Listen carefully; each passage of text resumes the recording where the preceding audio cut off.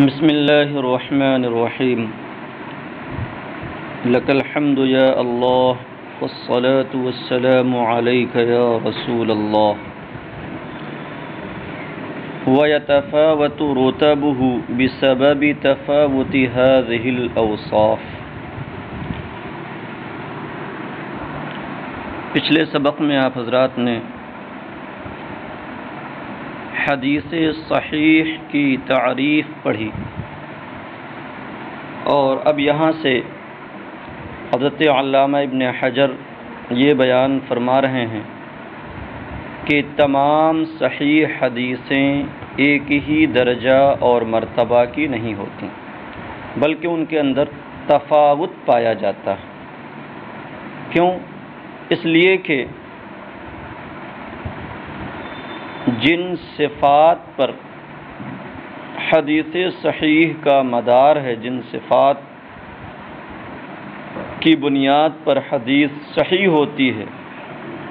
ان اوصاف میں تفاوت پایا جاتا ہے۔ کسی کے اندر وہ وصف بہت اعلیٰ درجے کا ہوتا ہے، کسی میں کچھ کم درجے کا ہوتا ہے، مگر یہ کہ وہ وصف ہوتا ہے۔ تو جب تک وصف پایا جائے گا تب تک اس پر صحت کا حکم لگے گا، اور پھر چونکہ اس میں شدت و ضعف کے اعتبار سے فرق ہے، لہذا حدیث صحیح کے مراتب میں بھی فرق رہے گا۔ تو کہتے ہیں وَيَتَفَاوَتُ رُتَبُهُ، رتبہ کی جمع ہے رتب، اور ضمیر لوٹ رہی صحیح کی طرف، اس لیے آگے کا اے رتب الصحیح بسبب تفاوت هذه الاوصاف المقتضیۃ للتصحیح فی القوۃ۔ یہ فی القوہ تفاوت هذه الاوصاف مصدر سے متعلق ہے، اور حدیث صحیح کے رتبے مختلف ہوتے ہیں، اس کے مختلف اور متفاوت اعلیٰ اور اسفل کے طور پر اس کے رتبے پائے جاتے ہیں۔ قوت میں ان اوصاف کے متفاوت اور مختلف ہونے کے سبب جو اوصاف تصحیح کے مقتضی ہوتے ہیں، حدیث کو صحیح قرار دیے جانے کے موجب اور مقتضی ہوتے ہیں، فَإِنَّهَا لَمَّا كَانَتْ مُفِيدَةً لِغَلَبَةِ الظَّنِّ الَّذِي عَلَيْهِ مَدَارُ الصِّحَّةِ اقْتَضَتْ أَن يَكُونَ لَهَا دَرَجَاتٌ بَعْضُهَا فَوْقَ بَعْضٍ بِحَسَبِ الْأُمُورِ الْمُقَوِّيَةِ۔ فَإِنَّهَا میں ضمیر لوٹ رہی اوصاف کی طرف، کیونکہ یہ اوصاف جب اس غلبہ ظن کا افادہ کرنے والے ہیں، اس غلبہ ظن کا فائدہ دینے والے ہیں جس پر صحت کا مدار ہے، تو ان اوصاف کا یہ اقتضا ہوا کہ صحت کے لیے بھی درجات ہوں تلے اوپر، بعضها فوق بعض بحسب الامور المقویہ۔ تو ان اوصاف نے اقتضا کیا، ان کا تقاضا ہوا کہ صحت کے بھی درجات ہوں بعض سے اوپر، انہی اوصاف اور امور مقویہ کے مطابق، ان کے حساب سے۔ وَإِذَا كَانَ كَذَلِكَ فَمَا يَكُونُ رُوَاتُهُ فِي الدَّرَجَةِ الْعُلْيَا مِنَ الْعَدَالَةِ وَالضَّبْطِ وَسَائِرِ الصِّفَاتِ الَّتِي تُوجِبُ التَّرْجِيحَ كَانَ أَصَحَّ مِمَّا دُونَهُ۔ اور جب ایسا ہے کہ اوصاف میں تفاوت کی بنیاد پر صحت کے متعدد درجات ہیں تلے اوپر، تو کہتے ہیں اور جب معاملہ ایسا ہے تو جس حدیث کے راوی عدالت و ضبط اور دیگر صفات میں صفات کے اعلیٰ درجے میں ہوں گے، جو صفات ترجیح کی موجب ہیں، کان اصح مما دونہ، وہ حدیث اپنے ماسوا سے زیادہ صحیح ہوگی۔ تو صحت میں ساری حدیثیں ایک درجے کی نہیں ہوتی، کوئی حدیث زیادہ صحیح ہوگی، کوئی اس سے کم درجے کی صحیح ہوگی۔ تو کہتے ہیں جس حدیث کے راوی عدالت و ضبط وغیرہ صفات مرجحہ کے اعلیٰ درجے میں ہوں گے، وہ حدیث اپنے ماسوا سے زیادہ صحیح ہوگی۔ فَمِنَ الْمَرْتَبَةِ الْعُلْيَا فِي ذَلِكَ ما اطلق علیہ بعض الائمة انہ اصح الاسناد۔ تو کہتے ہیں کہ اب کون سی سند والی حدیث کو، کن راویوں کی حدیث کو سب سے اعلیٰ درجے کی صحیح حدیث قرار دیا جائے؟ تو کہتے ہیں فمن المرتبۃ العلیٰ فی ذلک، تو اس سلسلے میں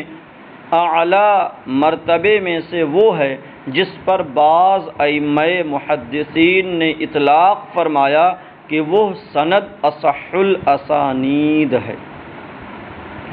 تو بعض سندوں کے بارے میں محدثین ائمہ کرام نے فرمایا کہ یہ اصح الاسانید ہے، سندوں میں سب سے صحیح ہے۔ تو کہتے ہیں کہ اس سلسلے میں مرتبہ علیٰ سے وہ سند ہے جس پر بعض ائمہ نے اطلاق فرمایا ہے کہ وہ اصح الاسانید ہے، کالزہری عن سالم بن عبد اللہ بن عمر عن ابیہ، جیسے اس سند کے بارے میں کہا گیا کہ اصح الاسانید ہے کہ حضرت ابن شہاب زہری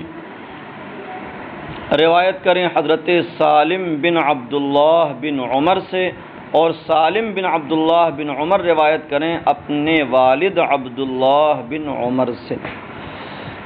تو جو حدیث اس سند سے مروی ہوگی کہ جس میں تابعی کے درجے میں زہری ہوں اور پھر وہ روایت کریں حضرت سالم بن عبداللہ سے اور وہ روایت کریں حضرت عبداللہ بن عمر سے، تو یہ چونکہ اصح الاسانید کہی گئی ہے یہ سند، تو اس سند سے جو حدیث مروی ہوگی وہ حدیث اصح الاحادیث ہوگی۔ وَكَمُحَمَّدْ بن سیرین عن عبیدۃ بن عمرو عن علی، اور جیسے ایک سند یہ ہے جس کے بارے میں اصح الاسانید کہا گیا کہ محمد بن سیرین جو بہت جلیل القدر تابعی ہیں، یہ روایت کریں عبیدہ بن عمرو سے اور وہ روایت کریں حضرت مولا کائنات علی مرتضی کرم اللہ تعالی وجہہ الکریم سے۔ تو اس سند کے بارے میں بھی اصح الاسانید کا اطلاق کیا گیا ہے۔ وَكَإِبْرَاهِيمَ النَّخَعِي عن علقمة عن ابن مسعود، اور جیسے کہ تیسری سند ہے ابراہیم نخعی روایت کریں حضرت علقمہ سے اور وہ روایت کریں حضرت ابن مسعود رضی اللہ تعالی عنہ سے۔ تو یہ تین سندیں ہو گئیں جن سندوں کے بارے میں اصح الاسانید کا اطلاق کیا گیا ہے۔ تو ان میں سے کسی سے جو حدیث مروی ہوگی وہ چونکہ اصح الاسانید سے مروی ہوئی لہذا وہ صحت کے اعلیٰ مرتبے میں ہوگی۔ ودونہا فی الرتبۃ کروایت برید بن عبد اللہ بن ابی بردہ عن جدہ عن ابیہ ابی موسیٰ، اور رتبے میں ان سندوں سے کمتر ہوگی،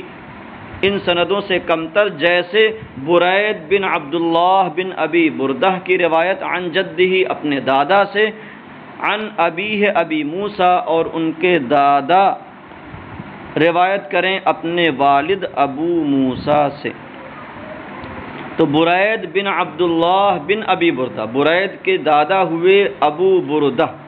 کیونکہ برید کے والد عبداللہ اور ان کے والد ابی بردہ۔ تو اگر کوئی حدیث برید بن عبداللہ بن ابی بردہ عن جدہ عن ابیہ ابی موسیٰ کی سند سے مروی ہو تو یہ حدیث بھی صحیح ہے، مگر اس جو اوپر تین سندوں کا مرتبہ بتایا گیا اس سے کمتر۔ ودونہا فی الرتبۃ، اور رتبے میں ان سندوں سے کمتر ہے جیسے برید بن عبداللہ بن ابی بردہ کی، برید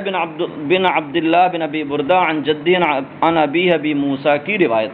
وَكَحَمَّادِ بن سلمہ عن ثابت عن انس، اور جیسے حماد بن سلمہ عن ثابت عن انس کی روایت، تو یہ بھی اوپر والی حدیثوں سے کمتر رہے گی۔ ودونہا فی الرتبۃ کسہیل بن ابی صالح عن ابیہ عن ابی ہریرہ وکالعلاء بن عبد الرحمن عن ابیہ عن ابی ہریرہ، اور اس سے بھی اور ان دونوں سے بھی رتبے میں کمتر جیسے کہ سہیل بن ابی صالح عن ابیہ عن ابی ہریرہ کی روایت، اور جیسے علاء بن عبد الرحمن عن ابیہ عن ابی ہریرہ کی روایت۔ تو سہیل بن ابو صالح روایت کریں اپنے والد ابو صالح سے، وہ روایت کریں حضرت ابو ہریرہ رضی اللہ تعالی عنہ سے، اور دوسری سند علا بن عبد الرحمن روایت کریں اپنے والد عبد الرحمن سے، اور وہ روایت کریں حضرت ابو ہریرہ رضی اللہ تعالی عنہ سے۔ تو ان سندوں کو بھی صحت کا مقام حاصل ہے، صحت کا درجہ حاصل ہے، مگر یہ کہ اوپر کی سندوں سے کم تر درجہ ہے۔ فإن الجميع يشملهم اسم العدالة والضبط إلا أن في المرتبة العليا من الصفات المرجحة ما يقتضي تقديم روايتهم على التي تليها، کیونکہ ان سب کو یعنی جتنے سندیں ذکر کی گئیں ان میں جتنے روات کا نام آیا ہے، یقیناً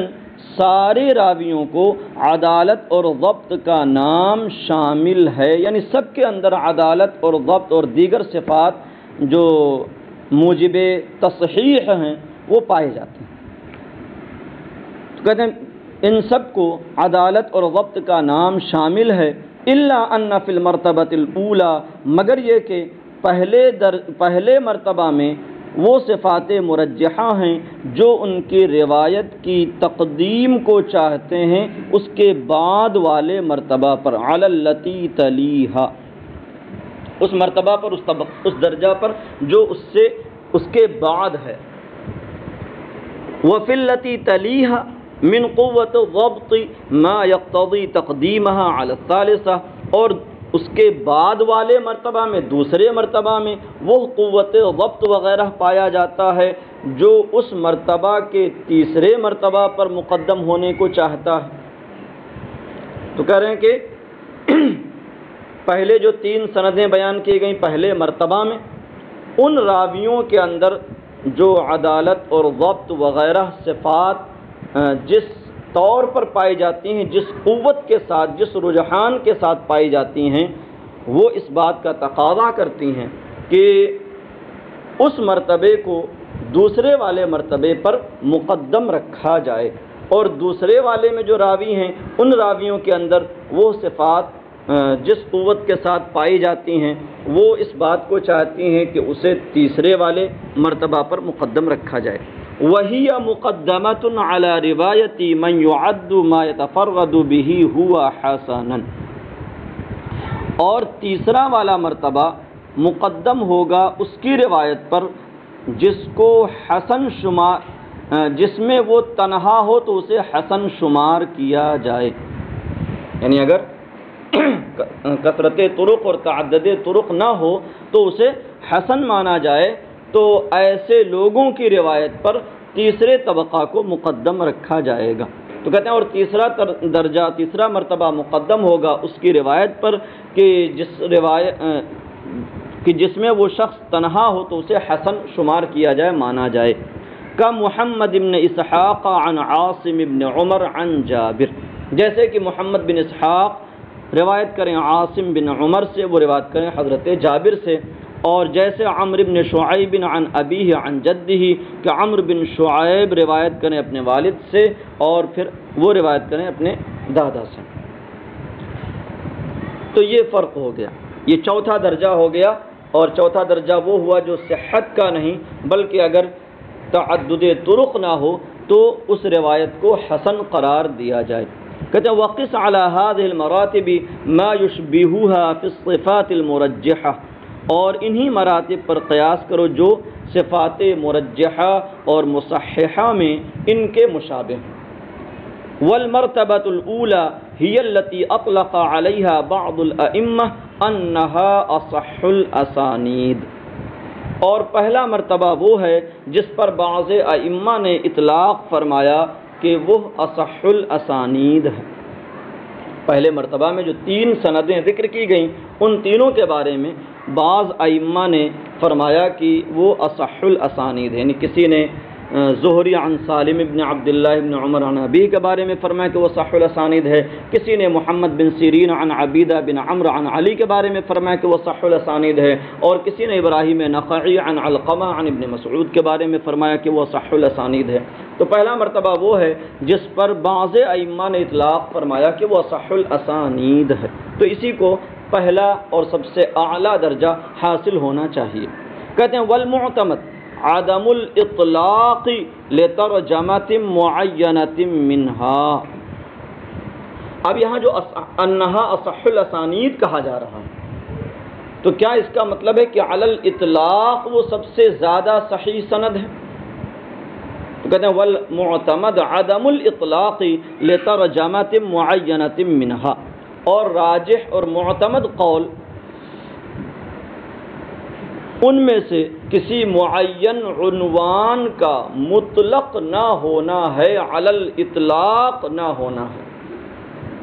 کہنا یہ چاہتے ہیں کہ علی الاطلاق کسی خاص سند کے بارے میں یہ نہیں کہا جا سکتا کہ وہ سب سے زیادہ صحیح ہے۔ ہاں، تو عدم الاطلاق کا معنی ہوا مطلق نہ ہونا، مطلقاً یعنی علی الاطلاق پورے طور سے ہر ایک سند سے زیادہ صحیح یہی سند ہے، یہ کسی کے بارے میں نہیں کہا جا سکتا۔ والمعتمد عدم الاطلاق لترجمۃ معینۃ منہا، یہاں پر ترجمہ بمعنی عنوان ہے، سند، اور معتمد ہے ان سندوں میں سے کسی معین سند کا مطلق نہ ہونا، یعنی مطلقاً علی الاطلاق اصح الاسانید نہ ہونا۔ تو مطلب یہ ہو گیا جن کے بارے میں ائمہ محدثین نے فرمایا کہ وہ اصح الاسانید ہے، تو ہم اس کو کیا مانیں گے؟ من اصح الاسانید، یعنی وہ اصح الاسانید میں سے ہے، یہ نہیں کہ مطلقاً وہی سب سے زیادہ اصح سند ہے۔ نعم، ہاں یہ ہے کہ علی الاطلاق یہ بات نہ ہوگی، مگر یہ ہے کہ اس کی ارجحیت ضرور مستفاد ہو رہی ہے ائمہ کے اطلاق کی وجہ سے۔ نعم یستفاد من مجموع ما اطلق الائمۃ علیہ ذلک ارجحیتہ علی ما لم یطلقوہ، ہاں جس پر ائمہ نے اس کا یعنی اصح الاسانید ہونے کا اطلاق کیا، ان کے اطلاق کے مجموعے سے حاصل ہوتا ہے اس کا زیادہ راجح ہونا اس سند پر جس کے بارے میں اصح الاسانید ہونے کا ائمہ محدثین نے اطلاق نہیں فرمایا۔ تو جس کے بارے میں اصح الاسانید ہونا نہیں کہا گیا، اس سے اصح ہونا اور اس سے زیادہ راجح ہونا ان کا حاصل ہو گیا، ثابت ہو گیا، جن کے بارے میں ائمہ محدثین نے اصح الاسانید ہونے کا قول فرمایا ہے، یہ کہنا چاہتے ہیں۔ نعم، ہاں مستفاد ہوتا ہے اس کے مجموعہ سے جس پر ائمہ نے اس کا اطلاق فرمایا، اس کا زیادہ راجح ہونا، زیادہ صحیح ہونا اس سے جس پر ائمہ نے اطلاق نہیں فرمایا۔ تو یہاں تک یہ سندوں کے اعتبار سے 3 مراتب کا بیان ہو گیا۔ اب آگے اسی طرح کے دیگر مراتب کا بیان فرمائیں گے۔ السلام علیکم ورحمۃ اللہ وبرکاتہ۔